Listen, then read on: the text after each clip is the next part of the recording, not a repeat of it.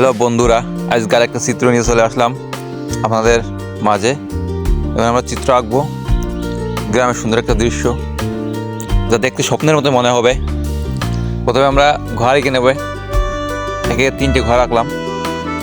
তো আমি যেভাবে আঁকছি আপনারা সেভাবে আঁকবেন। তারপরে ঘরের উপরে যে গাছ, সেই গাছটা আমরা এঁকে নিচ্ছি, এখন এঁকে নিয়েছি।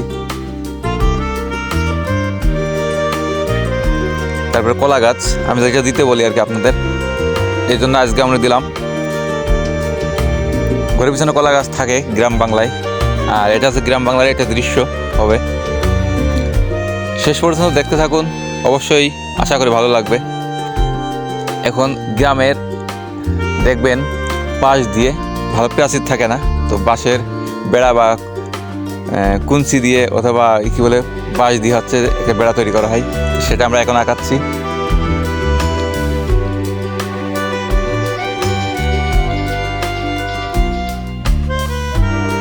আমাদের বেড়া আঁকানো শেষ, প্রাচীর দেওয়া শেষ।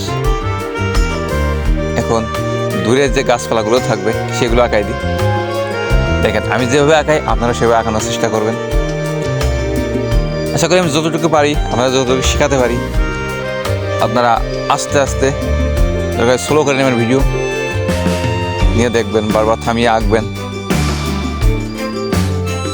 ঘরের জানালা দরজা আঁকানো হচ্ছে, আঁকানো শেষ।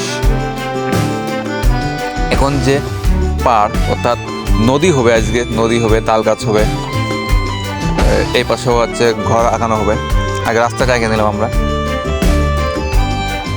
এখন আমরা সেই তাল গাছটা এঁকে নিই। আনাদে নাকি নারকেল গাছ, আজকে আঁকবো তাল গাছ।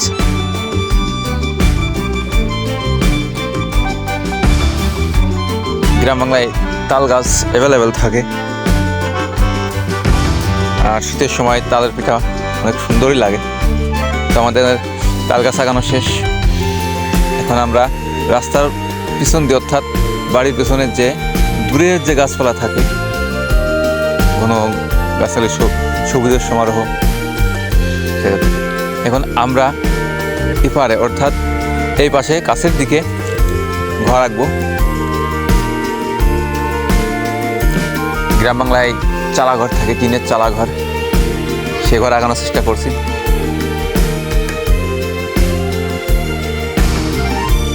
বারান্দা আঁকলাম।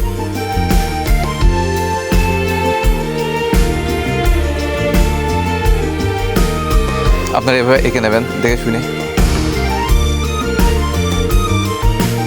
ভিডিও একটু ফাস্ট করা হয়েছে, কারণ অনেক সময় লেগে যায় চিত্রটা আঁকতে, প্রায় 1 ঘন্টা 1.5 ঘন্টা সময় লাগে, অনেক ফাস্ট করা হয়। এখন আর পিছনে আমরা গাছ আঁকবো, বড় একটা গাছ, আম গাছ বলেন, এরকম একটা গাছ শিখে নেব। হ্যাঁ, সেম ওই ঘরের পিছনে যেরকম গাছ ছিল এরকম গাছ আঁকাবো, কিন্তু এটা কাছে আর এটা দূরে ছিল।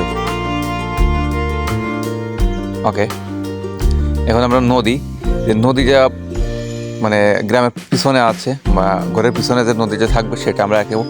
নৌকা আঁকানো পারে, এখন নৌকা আঁকাই দিই। এখন ঘরের ঠিক একটু দূরে আমরা নদীর একটা সীমারেখা দিয়ে দিলাম, বা আকাশ, এটা বলে আকাশের সীমারেখা, আকাশের সীমারেখা আপনারা দিয়ে দেবেন। পেন্সিল দেওয়ার দরকার নেই, সুন্দরভাবে হাত দিয়ে দাগটা কেটে নেবেন।